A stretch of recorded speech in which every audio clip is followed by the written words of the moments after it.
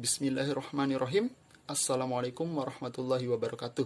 Salam sejahtera untuk kita semua. Perkenalkan, nama saya Rijal Hadiwijaya dengan nomor NIM E1C020158. Saya merupakan pemateri pertama dari kelompok 3. Ya, kelompok 3 sendiri beranggotakan 4 orang. Yang pertama ada Oktaria Epi Afrianti, kemudian ada Raden Mukti Dharmawangsa, kemudian ada Rosiana, dan yang terakhir ada saya sendiri.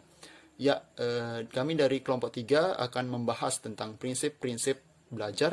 Langsung saja saya mulai. Yang pertama kali ini saya akan menjelaskan tentang prinsip-prinsip belajar.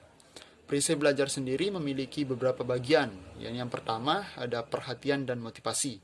Perhatian mempunyai peranan penting dalam kegiatan belajar. Perhatian sendiri dapat memperkuat kegiatan belajar dan juga dapat menggiatkan perilaku seseorang untuk mencapai sasaran belajarnya. Ya, sedangkan motivasi merupakan tenaga yang digunakan untuk menggerakkan dan juga mengarahkan aktivitas seseorang. Motivasi sendiri erat kaitannya dengan minat. Motivasi juga dapat bersifat internal, yakni datang dari sendiri, dan dapat juga bersifat eksternal, yakni datang dari pengaruh orang lain. Ya, motivasi dapat dibedakan menjadi dua, yaitu yang pertama ada motif intrinsik, yakni tenaga pendorong yang sesuai dengan perbuatan yang dilakukan.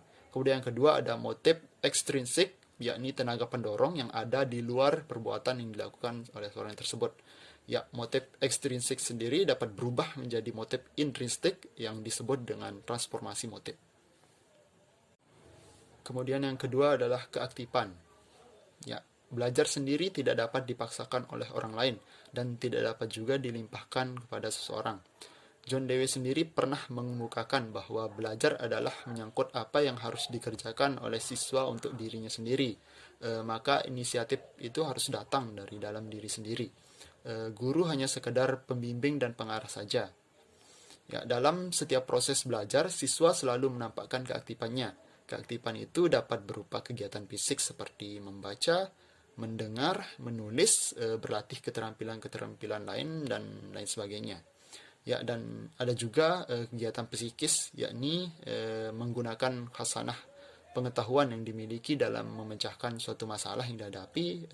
Ada juga membandingkan satu konsep dengan konsep lain, dan ada juga seperti kegiatan menyimpulkan hasil percobaan dan kegiatan psikis-psikis lainnya. Ya, selain teori psikis atau kegiatan psikis tadi, ada juga yakni menurut teori kognitif, yakni dalam belajar.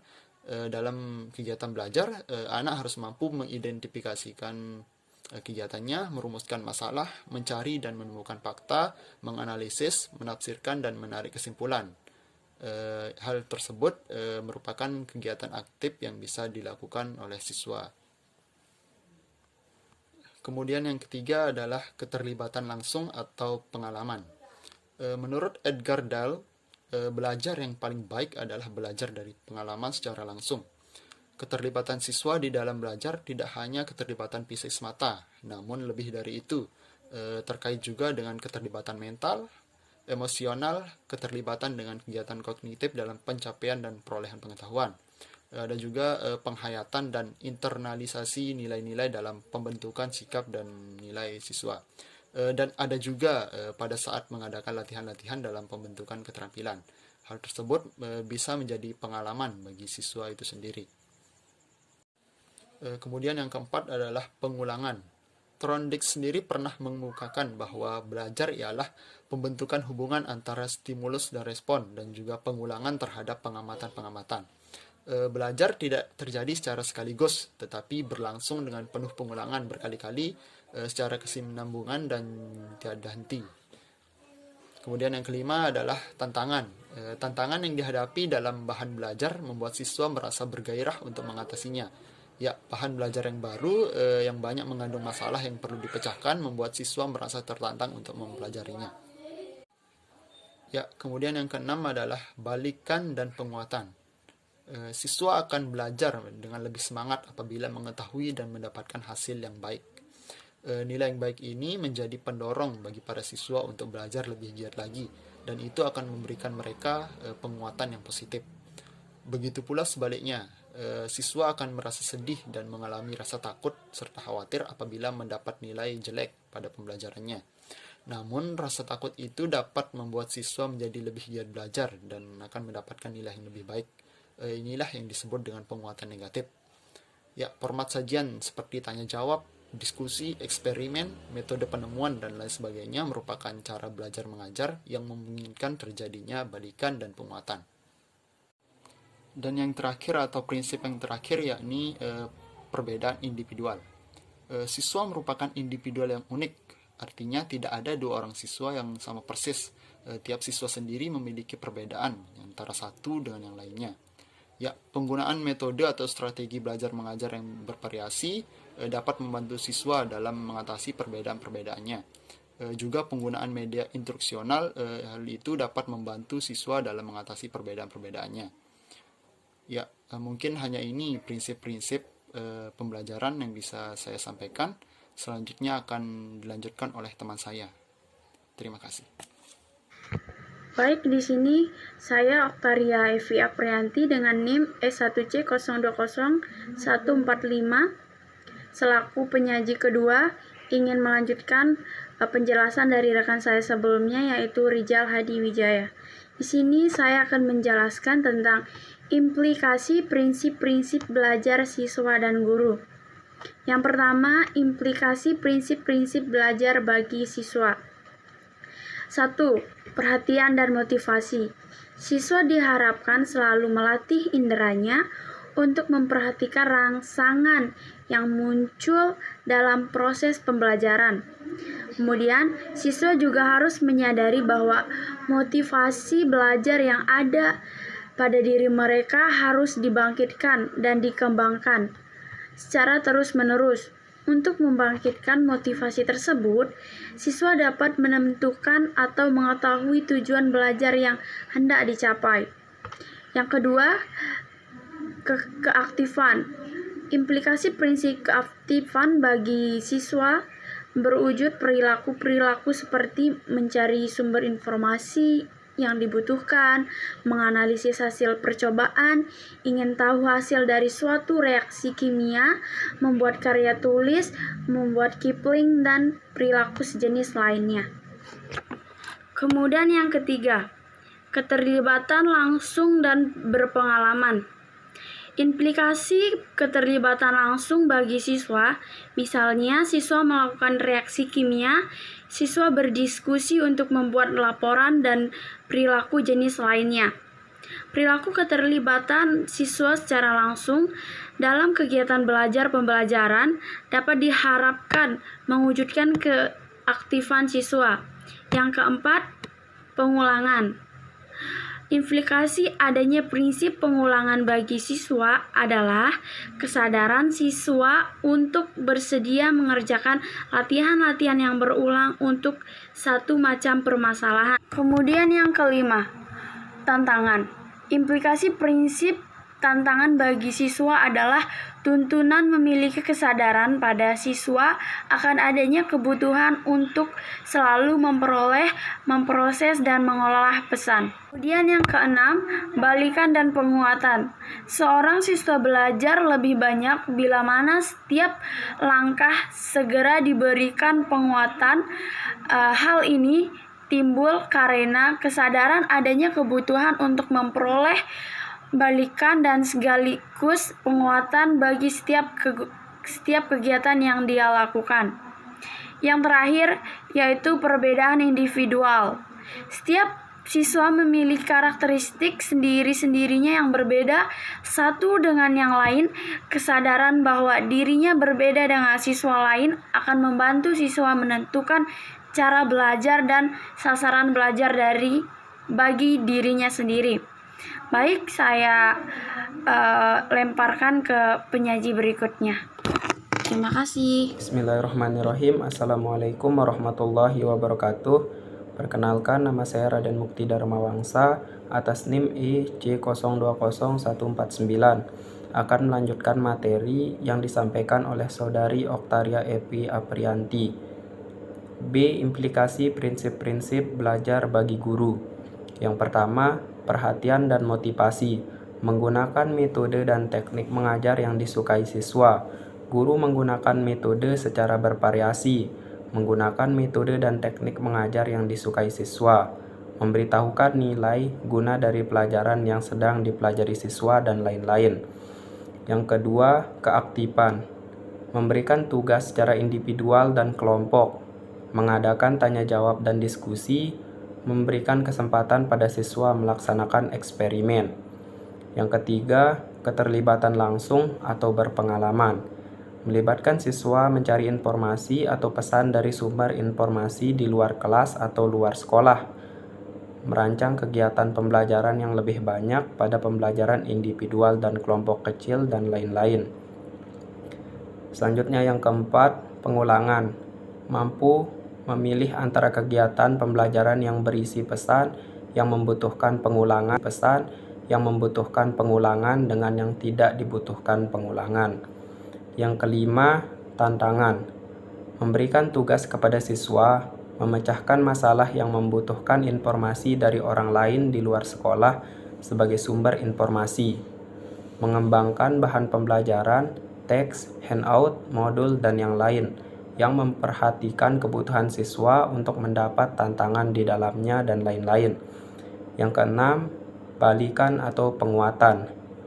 Memberitahukan jawaban yang benar setiap kali mengajukan pertanyaan yang telah dijawab siswa secara benar ataupun salah. Memberikan lembar jawaban tes pelajaran yang telah dikoreksi oleh guru, serta skor dan catatan-catatan bagi pelajar. Memberikan anggukan atau acungan jempol atau isyarat lain kepada siswa yang menjawab dengan benar pertanyaan yang disajikan guru. Dan yang ketujuh, perbedaan individual. Mengenal karakteristik setiap siswa sehingga dapat menentukan perilaku pembelajaran yang tepat bagi siswa yang bersangkutan, dan memberikan remediasi ataupun pertanyaan kepada siswa yang membutuhkan. Sekian. Assalamualaikum warahmatullahi wabarakatuh. Perkenalkan, nama saya Rosiana, NIM saya E1C020166. Di sini saya akan melanjutkan penjelasan dari rekan saya sebelumnya, yaitu Raden Mukti Darmawangsa. Di sini saya akan menjelaskan mengenai asas pembelajaran. Yang pertama, apa itu asas pembelajaran? Asas dalam KBBI merupakan suatu hukum dasar. Kemudian pembelajaran merupakan suatu sistem yang berfungsi atau bertujuan untuk membantu proses belajar siswa yang berisi serangkaian peristiwa yang sudah disusun dan diatur sedemikian rupa untuk mempengaruhi dan mendukung proses belajar siswa. Kemudian selanjutnya adalah asas-asas pembelajaran. Yang pertama itu ada asas peragaan. Di sini maksudnya guru memberikan kejelasan secara realitas terhadap pesan yang disampaikan agar dimengerti dan dipahami oleh siswa. Jadi pesan yang disampaikan itu diberikan penjelasannya itu secara realita agar mudah dimengerti oleh. Asas yang kedua adalah asas minat dan perhatian. Seorang siswa yang menaruh minat pada pelajaran tertentu akan memberikan perhatiannya lebih besar. Jadi jika mereka sudah menaruh minat pada suatu pelajaran tertentu, maka mereka akan menaruh perhatian mereka lebih besar, kemudian mereka juga akan menjadi lebih fokus, lebih giat dalam belajar. Asas ketiga adalah asas motivasi, di mana di sini maksudnya itu adalah apa sih yang menjadi dorongan siswa itu melakukan suatu kegiatan atau aktivitas. Jadi fungsinya di sini adalah memberikan dorongan untuk tetap semangat dalam melakukan kegiatan tersebut. Asas selanjutnya adalah asas keaktifan atau asas aktif. Jadi di sini guru memberikan kesempatan seluas-luasnya bagi siswa untuk belajar. Jadi fungsinya di sini itu adalah menumbuhkan keaktifan siswa dalam pembelajaran. Asas selanjutnya adalah asas individualitas.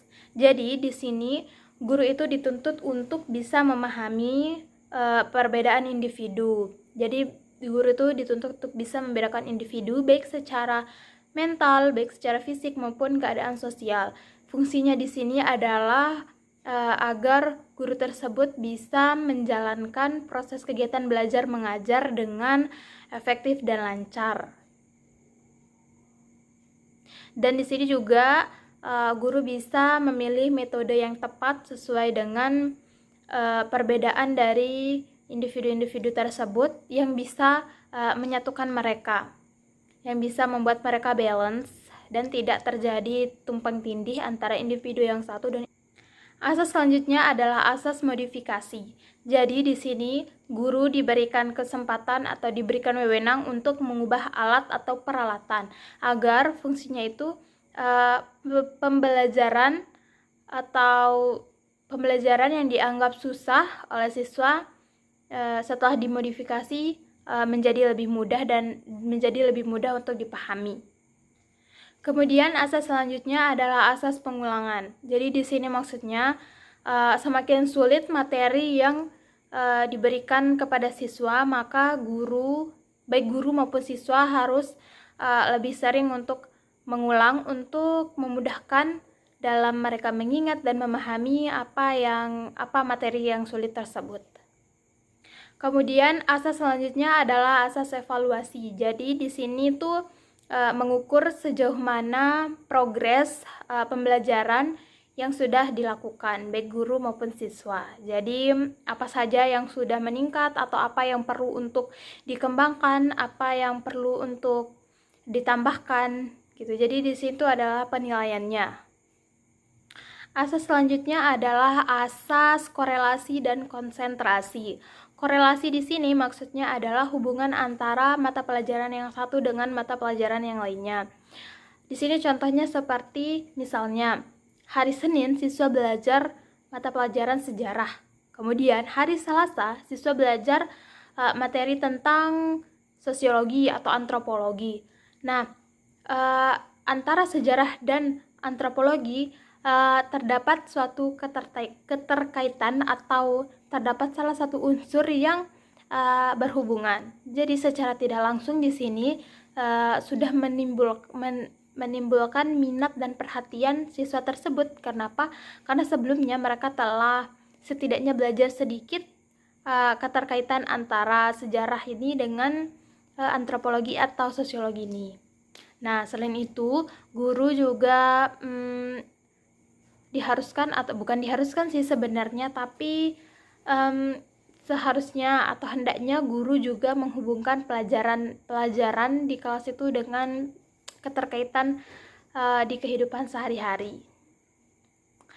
Baiklah, sekian penjelasan dari saya. Selebihnya saya kembalikan kepada moderator. Wassalamualaikum warahmatullahi wabarakatuh.